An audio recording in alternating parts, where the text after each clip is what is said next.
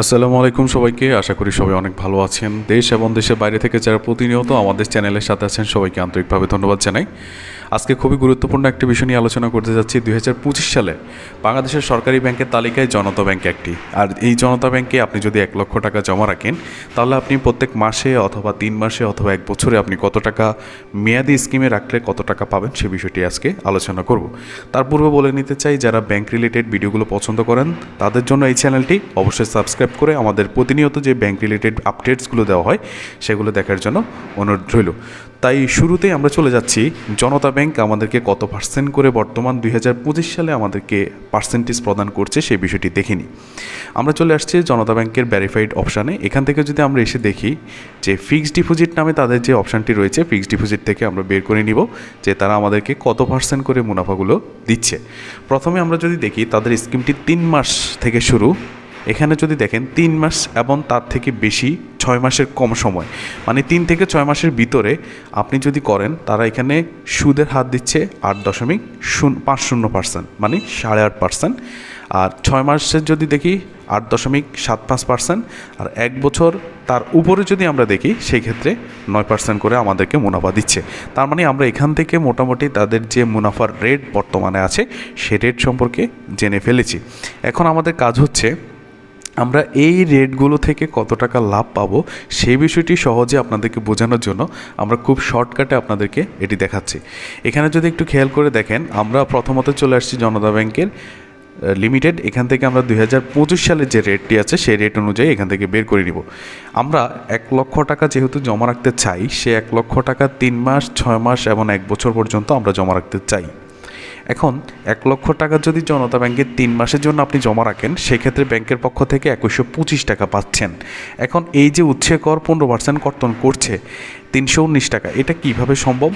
প্রথম কথা হচ্ছে, আপনি যদি জনতা ব্যাংকে অ্যাকাউন্ট করতে যান সেক্ষেত্রে আপনি যদি টিন সার্টিফিকেট অথবা টিন রিটার্ন স্লিপ দুইটা একসাথে জমা দিয়ে থাকেন, সেই ক্ষেত্রে উৎসে করের জায়গায় 15%-এর জায়গায় 10% কর্তন করবে।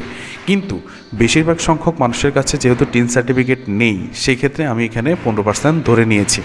এখন এই যে আপনি 1 লক্ষ টাকার বিপরীতে 3 মাসে যে 2125 টাকা লাভ পাচ্ছেন, এখান থেকে এই লাভের উপরে 15% আপনাকে ট্যাক্স দিতে হবে। অনেকেই মনে করেন যে আপনার মূল টাকা যে 1 লক্ষ টাকার উপরে 15% দিতে হবে না। আপনি 1 লক্ষ টাকার উপরে যে লাভটি পেয়েছেন সেই লাভের উপরে আপনাকে 15% ট্যাক্স দিতে হবে। সেই ট্যাক্সের পরিমাণ হচ্ছে 319 টাকা। তাহলে 3 মাসে যে লাভ পেয়েছেন এই লাভ থেকে 319 টাকা বাদ গেলে 1806 টাকা হয়। এখন আমাকে প্রশ্ন করতে পারেন যে ভাই, এই যে রেটগুলো, এই রেট দিয়ে আপনি কীভাবে বের করেছেন? অনেকেই চিন্তা করতে পারেন যে 1 লক্ষ টাকা আর 8.5% তো 850 টাকা হওয়ার কথা। আসলে এই বিষয়টি এরকম না। আপনাদেরকে বিস্তারিত দেখার জন্য আমরা একটা ক্যালকুলেটর ব্যবহার করছি। তো চলে আসছি গুগল ক্যালকুলেটরে। তো এখান থেকে প্রথমে দেখব আমাদের পরিমাণ, মানে 1 লক্ষ টাকা হচ্ছে আমাদের জমা রাখবো। এই 1 লক্ষ টাকার উপরে আমাদেরকে তারা মুনাফা দিচ্ছে 8.5%। তাহলে আমরা এখানে 8.5% দিয়ে সমান দিব। এখন এখানে যে 8,500 টাকা বের হয়েছে, এই 8,500 টাকা হচ্ছে আমার 1 বছরের মুনাফা, কিন্তু আমাকে বের করতে হবে 3 মাসের মুনাফা। সেক্ষেত্রে 1 বছরের মুনাফা থেকে আমরা প্রথমত 1 মাসের যদি মুনাফাটি বের করি, সেই জন্য আমাদেরকে 12 দিয়ে ভাগ দিতে হবে। তাহলে 12 দিয়ে যদি ভাগ দিই, এখানে আমরা 708 টাকা প্রত্যেক মাসে আমরা পাচ্ছি। কিন্তু জনতা ব্যাংক লিমিটেড তারা কিন্তু এখানে 3 মাস থেকে স্কিমটি চালু রেখেছে। সেই ক্ষেত্রে আমাদেরকে 3 দিয়ে গুণ দিতে হবে। যদি 1 মাসের স্কিম চালু রাখতো তাহলে আমরা এখানে 708 টাকাই ধরে নিতাম। 1 লক্ষ টাকার বিপরীতে 1 মাসের জন্য দিচ্ছে। যেহেতু 3 মাস পর আপনি মুনাফাটি উত্তোলন করতে পারবেন, সেই ক্ষেত্রে এখানে 708 ইন্টু হচ্ছে 3, তাহলে এখানে দেখেন 2125 টাকা আমরা এখানে দেখিয়েছি। এই যে 2125 টাকা। এখন এই যে 15% কথাটা আসছে, এই যে প্রফিটটা বের হয়েছে এই লাভের পরিমাণ, এই লাভ থেকে কিন্তু আমরা এখানে -15% দিব। তাহলে এই যে 15% যদি আমরা বাদ দিই তাহলে আমরা দেখতে পাচ্ছি 1806 টাকা। এই যে 1806 টাকা আপনি 3 মাসে লাভ পাচ্ছেন। এটা আমরা বের করে প্রথমটি দেখিয়েছি, বাকিটা কিন্তু আপনারা বের করে নিতে পারবেন আশা করি। তো 6 মাসের জন্য আপনি যদি জমা রাখেন 8.75%-এ 4,375 টাকা আসে।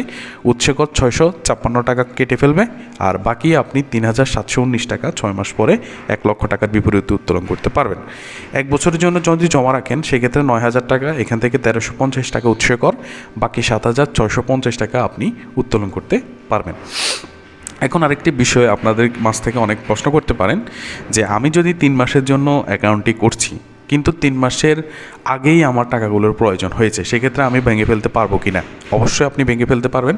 3 মাসের পূর্বে আপনি যখন ব্যাংকে যাবেন, ব্যাংকের চাহিদা অনুযায়ী বা চাহিদা মাত্রই আপনাকে ব্যাংক টাকা দিতে বাধ্য থাকবে। তবে একটি প্রশ্ন, সেটা হচ্ছে আপনি যদি এই 3 মাসের পূর্বে যদি আপনি টাকাটা উত্তোলন করেন, সেই ক্ষেত্রে কি আপনার কোনো টাকা কাটা যাবে কি না? অবশ্যই। এখানে যদি আপনি 3 মাসের জন্য করে 1 লক্ষ টাকা 2 মাসের মাথায় ভেঙে ফেলেন, সেই ক্ষেত্রে এই মূল টাকা 1 লক্ষ টাকা থেকে কিন্তু আপনার কিছু নির্ধারিত চার্জ কর্তন করা হবে। আর যদি 3 মাস পরে ভাঙেন, সেক্ষেত্রে কিন্তু এই চার্জ কর্তন করা হবে না। আপনার যে লাভটি আছে, লাভসহ আপনি ভেঙে ফেলতে পারবেন। এখন আপনি যদি মনে করেন 3 মাসের জন্য বা 6 মাসের জন্য করেছেন, 3 মাস যদি মেয়াদ পূর্তি হয়ে যায়, 3 মাস মেয়াদ পূর্তি হয়ে গেলে পরবর্তী 3 মাসের জন্য আপনি আবার কীভাবে করবেন?